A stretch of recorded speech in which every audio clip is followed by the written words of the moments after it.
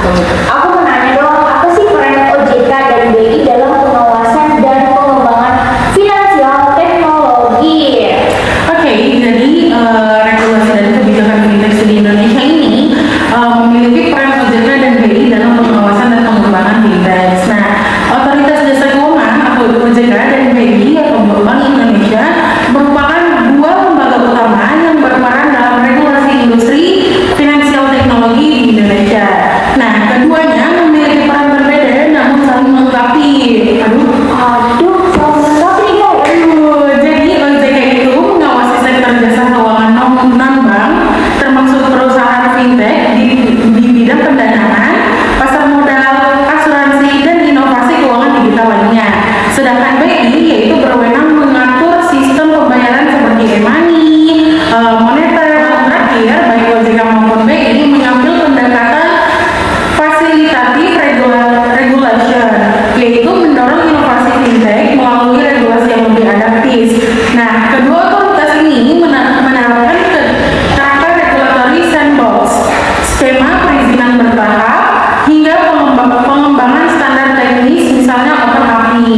Nah, untuk menyimbangkan inovasi dengan stabilitas sistem keuangan.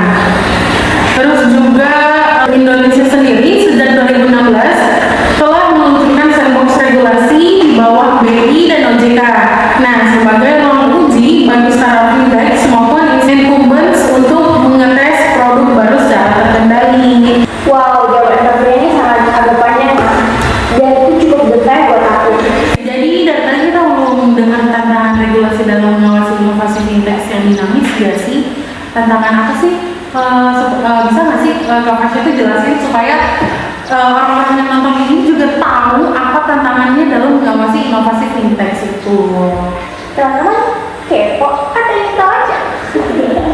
Oke nih guys, aku akan jelasin tantangan-tantangan utamanya aja ya guys. Ini yang pertama ada ketertinggalan regulasi dari lajunya inovasi, dan dimana regulasi itu bergerak lebih lambat dibanding inovasi teknologi finansial. Law and regulation tradisional umumnya itu bersifat kreatif dan tertunda nih Kavira karena terhadap perkembangan yang baru. Sehingga nih Kavira, banyak inovasi fintech yang beroperasi di lapangan sebelum adanya aturan spesifik yang mengawasinya. Yang kedua ada fragmentasi otoritas dan jurisdiction gap, di mana inovasi fintech dan lintas sektor menyoroti keterbatasan model pengawasan berdasar silo lembaga, yang dimana banyak yurisdiksi masih terkotak dalam otoritas terpisah di Kavira. Tantangan yang ketiga Kavira, Banyak ya tantangannya. tantangan juga banyak loh Kavira, ada 5, itu kan masih utama.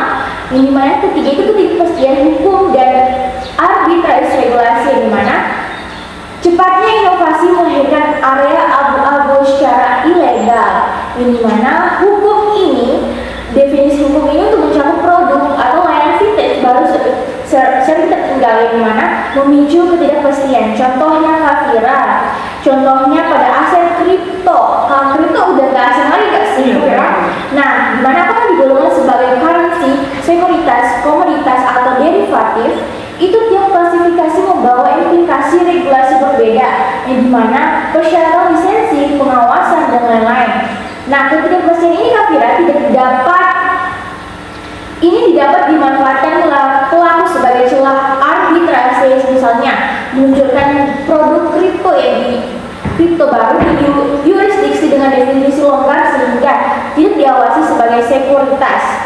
Nah, kita masuk ke tantangan keempat Kavira, yang dimana keterbatasan sumber daya dan literasi teknologi regulator, di mana regulator keuangan sering kekurangan tenaga ahli dan infrastruktur teknologi untuk mengimbangi kecanggihan industri vintage, di mana perbankan dan pelaku fintech ini telah mengadopsi sistem TI mutakhir, big data, dan AI dalam operasional mereka, sementara banyak otoritas masih memakai sistem tradisional dan keterampilan sumber daya manusia yang belum terlatih di bidang baru ini Kavira. Nah, selain itu, sumber daya terbatas menghambat kapasitas pengawasan baik dari segi anggaran untuk pengembangan substage teknologi pengawasan maupun jumlah staf untuk memantau sekian banyak startup fintech. yang dimana literasi teknologi yang rendah di kalangan pembuat kebijakan juga ini bisa membuat regulasi yang dihasilkan tidak tepat sasaran nih Kak Fira, atau terlalu kaku. Seperti apa sih Kak Fira terlalu kaku? Aduh, apa sih? Oke. Nah, tantangan yang terakhir nih Kak Fira. Yang terakhir itu perlindungan konsumen dan manajemen risiko baru, yang dimana inovasi vintage ini menghadirkan profil risiko baru yang belum diakomodasi sepenuhnya dalam regulasi lama, sehingga potensi kerugian konsumen dan sistem keuangan perlu diperhatikan khusus. Contohnya platform peer-to-peer lending, kripto, dan robo-advisor menawarkan manfaat inklusif dan kemudahan, tetapi juga menimbulkan risiko gagal bayar, penipuan, volatilitas harga, kesalahan algoritma, penyalahgunaan data pribadi, hingga ancaman cybersecurity. Yang dimana literatur vintage ini menunjukkan adanya kekhawatiran terhadap risk and consumer protection di sektor ini.